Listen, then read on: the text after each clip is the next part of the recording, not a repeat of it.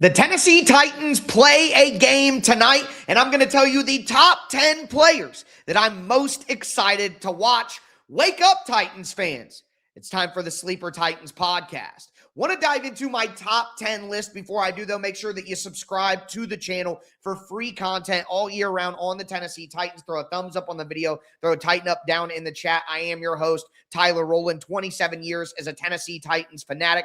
Covered the team for the Locked On Podcast Network for 8 years. I've written for Sports Illustrated, USA Today, host my own film channel over on the Tic Tac Titans YouTube channel. So anywhere and everywhere that you can find me, you probably know who I am by now. Either way, Titans football is back, folks. So excited for the game tonight against the San Francisco 49ers. I think that the Tennessee Titans need to come out and play well when their starters play against the backups. For the 49ers, the Titans are going to be playing the majority of their starters. The 49ers are not. They're going to be playing mostly their backups, and that means when it's the Titans starters against the 49ers backups, it better look like the Titans starters against the 49ers backups. But the player I am most excited to watch, my number one player to watch, probably not a shock, is Cam Ward. And again, going against the backups or not, there are similar criteria I want to see from Cam Ward. It's not about the stats, the touchdowns. I don't want to see him have any bad turnovers against the 49ers backups. There shouldn't be any bad interceptions or bad fumbles or anything like that. Take care of the football first and foremost. But I want to see Cam Ward play with poise. I want to see Cam Ward look like he knows how to operate the offense. I want to see Cam Ward look comfortable, moving people around, changing protections, audibling into different looks, using his voice, operating the offense. I want to see him look comfortable doing that. And when the ball is snapped, I want to see him have the answers. I want to see him have them quickly. I want to see him throw with accuracy. I want to see him get the ball out of his hands. I want to see him take what the defense gives him. Just look like a smart professional quarterback. I know that Cam Ward can bomb it down the field. I know that Cam Ward has elite arm angles. I know that Cam Ward has great playmaking talent to get out of jams. I don't want him to be in those jams. I don't want him to have to do those things. I don't need him to showcase that ability. I need him to show me the stuff that is actually going to turn him into this franchise's long-term face of the franchise quarterback. And that's the small stuff. All the stuff we just talked about. The mental aspect of operating an offense. The managerial aspect. It's not just the individual talent of can you run? Can you throw? Literally the managerial aspect of operating an offense and being the leader of a unit.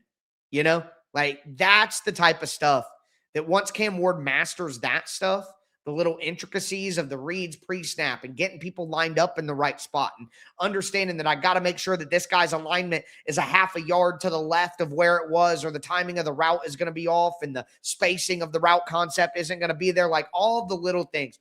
I want to see Cam Ward look like he has a handle on all of that. And a big part of that for me is no pre-snap penalties, false starts, offsides, delay of game, illegal motion, not everybody set at the snap. All that, I don't want any of that. I want the Titans to look well-oiled. And when the ball snaps, we'll see what happens. But if you can't even get it right before the ball snaps, I'm going to have a hard time believing in you when the ball snaps. And that's been a problem for the Titans the last couple of years. So hopefully Brian Dable puts the kibosh on that crap. And the Titans have had quite a bit of false starts, it feels like, in training camp. So I don't want to see it. It needs to be cleaned up. But obviously with Cam Ward, number 2 on my list is Carnell Tate. Cam Ward, number 1, but Carnell Tate, number 2. I want to see that connection. I want to see Carnell Tate make a third down conversion. I want to see Carnell Tate hit on a deep route. I want to see Carnell Tate on a deep end on 2nd and 8, get a 15-yard catch. Like, I just want to see Carnell Tate play the role and do the things in the offense that the Titans are going to need him to do. You know, I don't need, 3 catches for 50 yards and a deep bomb touchdown. Just play your role. Make your plays and no drops. Do not drop the football. Don't even start. He's supposed to be the GOAT of hands. We need him to be that. So Carnell Tate, going against backup cornerbacks. When we had that in OTAs, he was dominant. So I don't need dominance, but Carnell Tate should look like how we need him to look. It's one of those things. You'll know it when you see it, but I cannot wait. Cam Ward to Carnell Tate. That's my 1 and 2, no question about it. But number 3 might be a bit of a surprise. Fernando Carmona is my third most exciting player to watch tonight. I think that the rookie can win this starting right guard job. And I'm curious if he comes out with the starters or if he comes out with the backups. Where is his pecking order? If he doesn't come out with the starters and it's Cordell Volson the first series, does Fernando Carmona maybe get the second series? So not only just because I want to watch him play and see how he's doing, but because of what it means for the right guard competition. Fernando Carmona is my number 3 player that I'm most excited to see tonight. Cannot believe that we're here. Cannot believe that if 2 weeks ago you told me that Fernando Carmona would be in my top 3 most exciting players to watch when the preseason games come around, I would have not believed you. But here we are. He's making the push. So let's see it out on the field. Number 4 for me is Kevin Winston. And I admit, I'm just a Kevin Winston fanatic. I think he's going to be so good. He's so long, so fast, so physical. If he could just get a better understanding of route concepts, understanding why the offense is trying to stress him in certain ways, get used to seeing things so that he can just play instead of having to think out there. If Kevin Winston could just use his physical gifts and doesn't have to think a ton right now as he's learning this new defense and everything, he just go out and play and not have to think about every move that he makes. He's going to make so many plays with that length and that speed and that physicality. Those 3 things right there are enough for him to make plays. And I think Robert Saleh is making it easy for him early on mentally to play. They've just had him in the one spot in the back end at safety that just play the back end, range in the back end, patrol everything. That's all you have to worry about right now. And letting him do that allows him to not be overloaded by information and to play fast and maximize those physical gifts. I'm excited to see Kevin Winston get to hit somebody who isn't his teammate where he's got to pull up. I'm excited to see Kevin Winston put the pads on people tonight. I'm telling you, he's going to be exciting to watch. Number 5 for me, my 5th most excited player to watch. I know that doesn't grammatically make sense, but you guys know what I'm trying to say. Is Elic Ayomanor. The star of training camp so far. Is he going to get first team opportunities? What are those situations?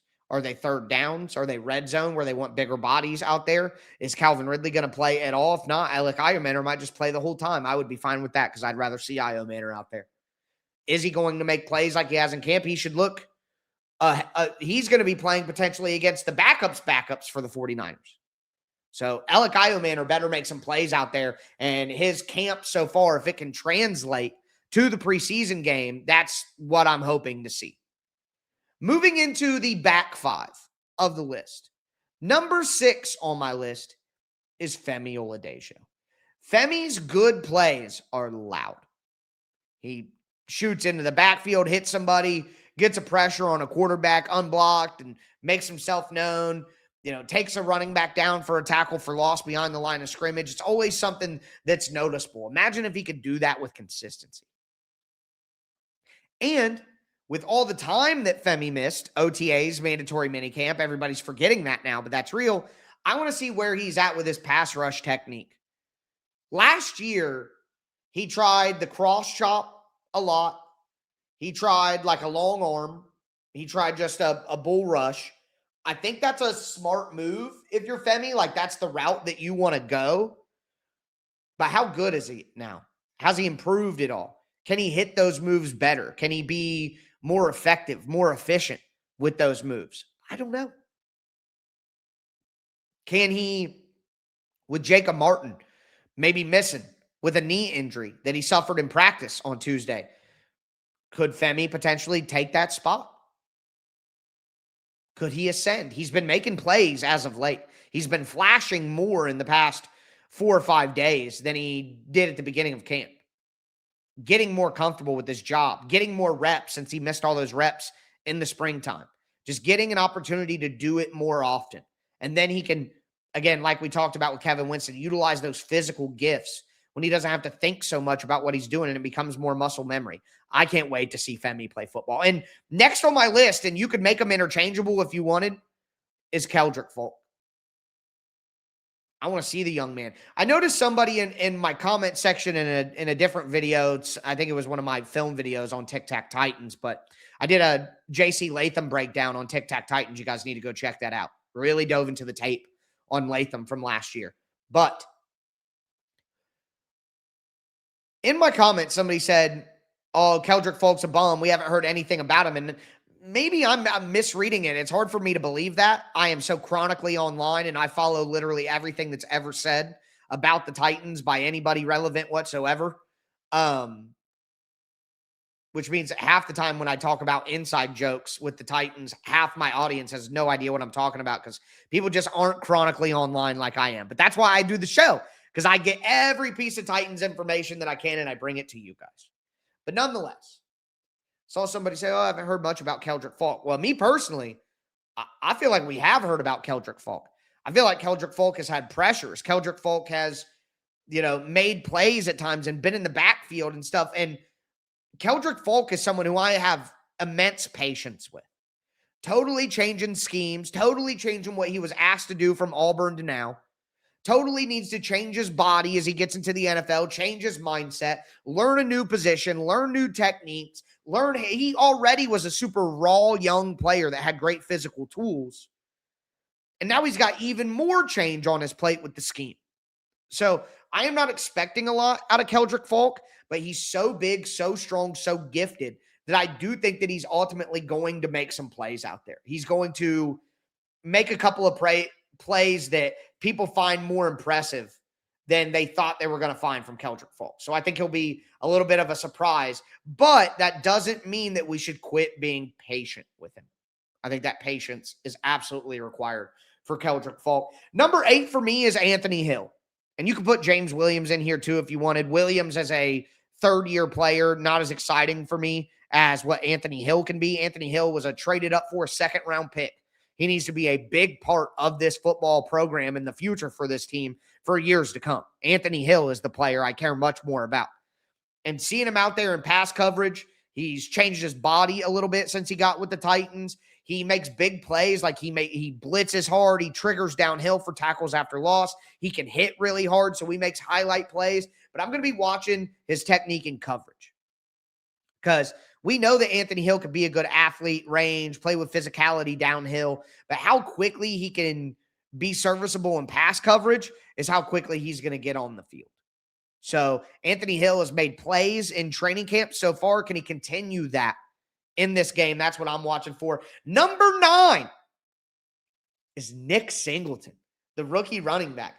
He has made highlights so far where he has been ruled down by Bones Fossil or the ref on duty or whatever, whoever it is that's doing it. He's been ruled down in times where I don't think that he would have been tackled. Nick Singleton is big and strong, and he runs hard, and he runs fast. And I think Nick Singleton is going to be a preseason star. He's going to bust some big runs and get opportunities, and they should give him a ton of opportunities. And Kyle Mullings is banged up, so we should get a ton, and Nick Singleton should get the whole first half. Tajay early on, I don't think that Tony Pollard should play, in my opinion. He's had enough tread on his tires. They don't need him to play. But I think we will get a ton of Nick Singleton, and he's going to have a good stat line and impress. The 10th guy, so we had Cam Ward, Carnell Tate, Fernando Carmona, Kevin Winston, Elic Ayomanor at 5, Femi Oladejo at 6, Keldrick Folk, Anthony Hill, Nick Singleton, and my final player is Xavier Restrepo. 2 touchdown catches in the joint scrimmage, one of them with Cam Ward. Led the Titans in the scrimmage with 5 catches. He has played on the first team, the second team, the third team, all of them throughout camp, showing his versatility. He's just a gamer. He gets open. He catches the ball. He knows where to be. Xavier Restrepo is going to be a better player in games than he is in practice. Give him a chance. Let him run with the first team. Let him run with the second team. I can't wait to watch Will Levis and Xavier Restrepo. I would put Will Levis 11 if I could add an extra one here, not because I think Will Levis can be good, but just because he gives an element of excitement to the third string when they're out there that we would not have if it was just Hendon Hooker. You know what I mean? Like, he has a level of talent where there are plays that could be made by third stringers that would not be afforded otherwise. So that makes it interesting. But the number one guy on that list for me is Xavier Restrepo.